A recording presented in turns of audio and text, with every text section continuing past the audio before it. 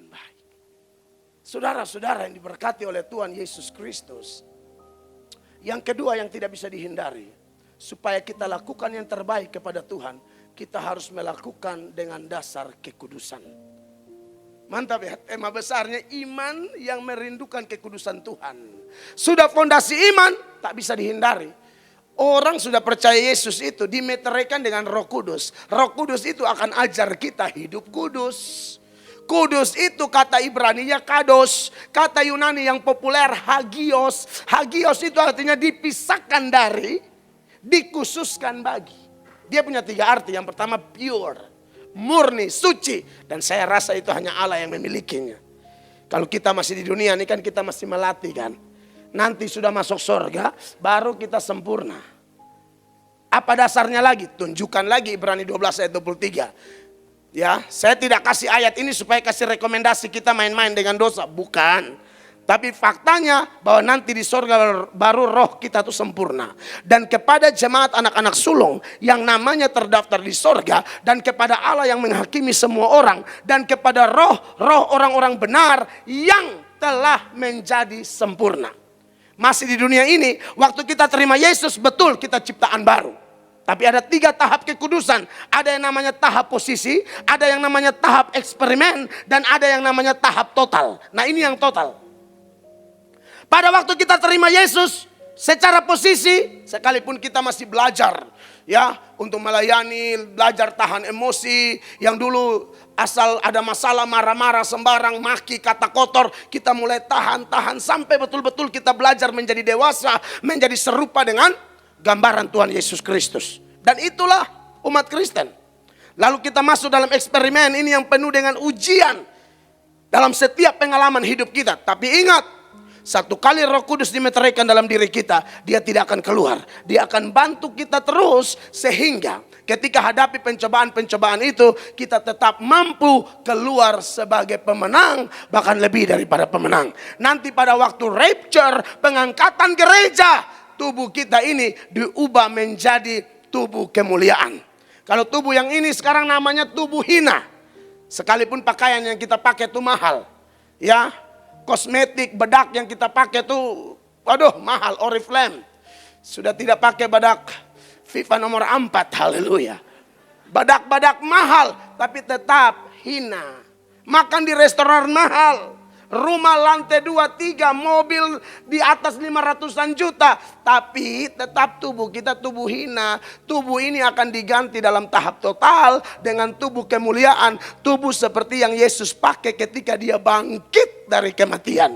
Mana dasarnya? Mari kita lihat Filipi 3. Mulai ayat 20, kita warga kerajaan sorga. Dan warga kerajaan sorga tidak bisa pakai tubuh hina. Karena darah dan daging tidak mendapat bagian dalam sorga. Karena kewargaan kita adalah di mana Bapak Ibu? Di dalam sorga.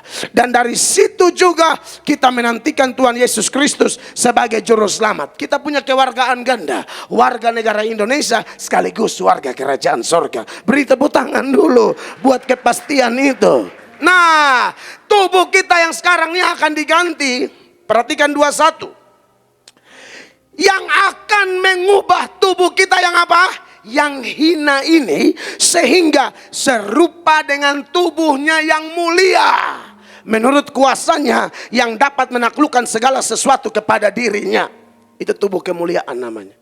Kalau tubuh yang ini walaupun cantik masih bisa asam urat, darah tinggi, kolesterol, emosi tanpa sebab, ya, dan lain sebagainya. Tapi kalau tubuh kemuliaan itu tubuh yang sempurna. Anda rindu mengenakan itu, amin. Saya tidak suruh kita bunuh diri sekarang, tapi bagaimanapun harus punya kerinduan terhadap tubuh kemuliaan. Amin. Jadi hidup sekarang harus jaga kekudusan.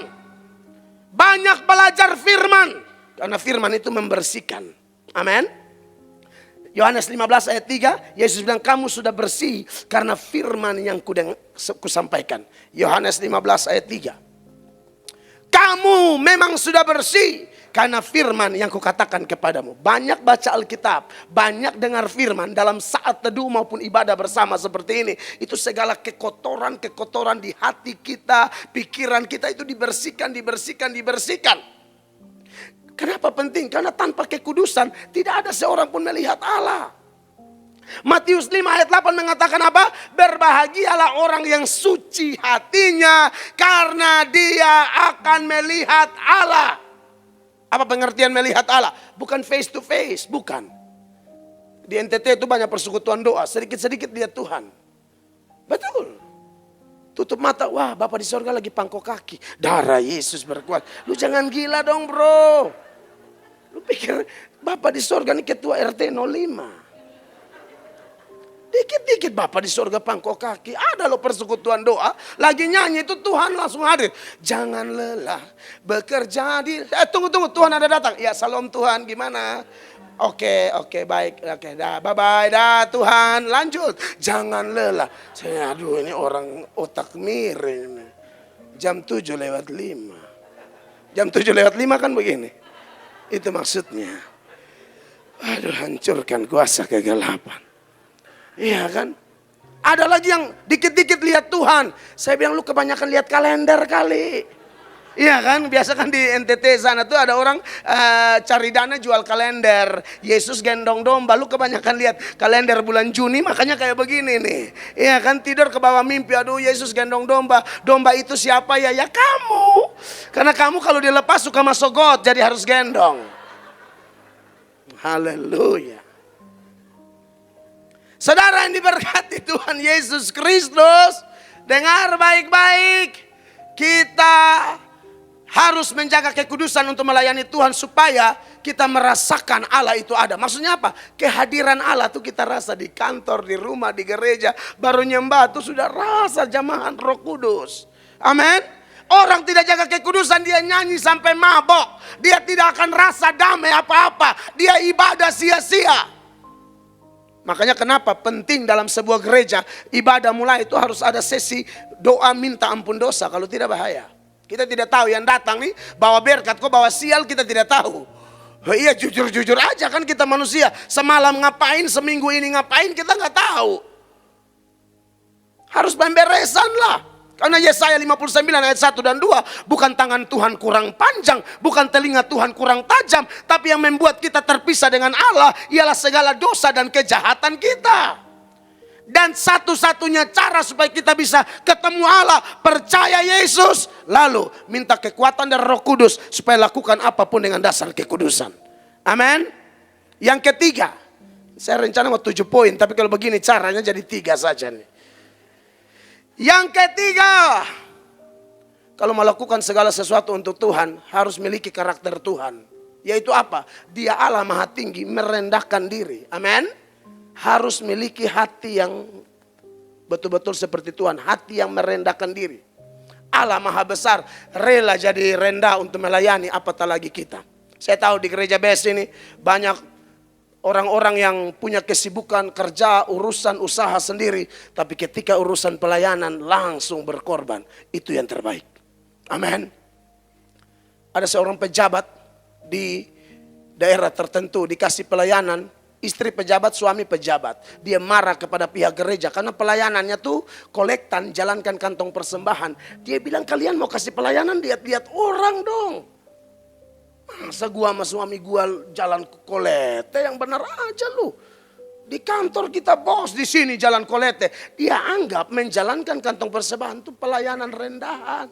Saya khotbah di Kota Dili di Timor Leste di gereja GBI Rock. Saya KKR di Kota Dili Timor Leste. Saya lagi dilayani makan di restoran. Lalu 2 pengusaha ini menyingkir. Pak kami pamit dulu ya, kami ada tugas di gereja. Tugas apa Pak? Menurut jadwal kami berdua nih tugas susun kursi.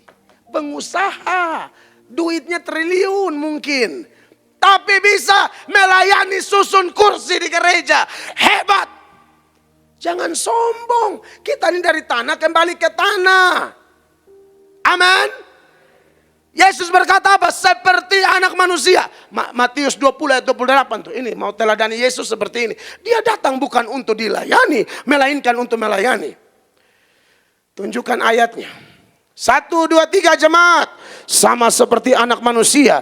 Datang bukan untuk dilayani, melainkan untuk melayani. Dan untuk memberikan nyawanya menjadi tebusan bagi banyak orang.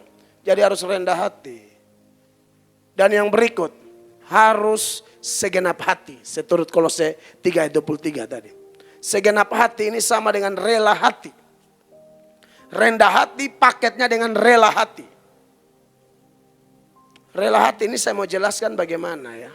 Saudara masih ingat peristiwa beberapa tahun lalu di perbatasan Indonesia dan NTT. Indonesia dan Timor Leste. Di NTT sana tuh. Yang itu upacara bendera. Tali putus. Lalu seorang anak nama Joni manjat. Itu dia suka rela loh. Dia tuh lagi sakit jadi gak ikut upacara. Tapi waktu talinya putus tidak ada yang bisa naik. Tidak berani, tinggi soalnya. Joni menyerahkan diri Joni. Pakai NTT, beta yang naik. Itu bahasa NTT, aku yang naik. Gua aja yang naik, beta yang naik. Maka naiklah Joni. Ada yang video viral. Sampai di Pak Jokowi juga tahu, Pak Hotman Paris Hutapea, semua tahu. Saudara tahu? Dari Pak Hotman Paris, dia dapat uang permen 25 juta. Bayangkan makan permen 25 juta, hancur itu gigi. 25 juta tuh permen. 25 juta, kalau saya udah uang fondasi kos-kosan itu ya.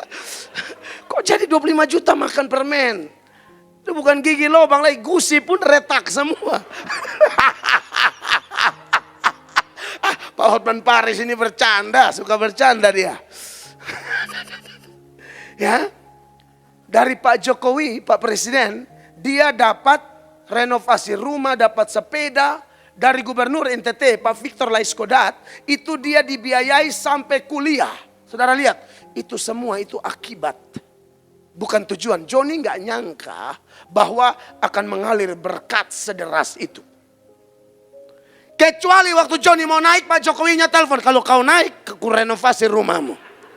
Ya, Pak Hotman bilang, naik kau, kalau naik kau, ku kasih kau uang permen 25 juta biar hancur gigimu itu. Tidak ada saudara-saudara.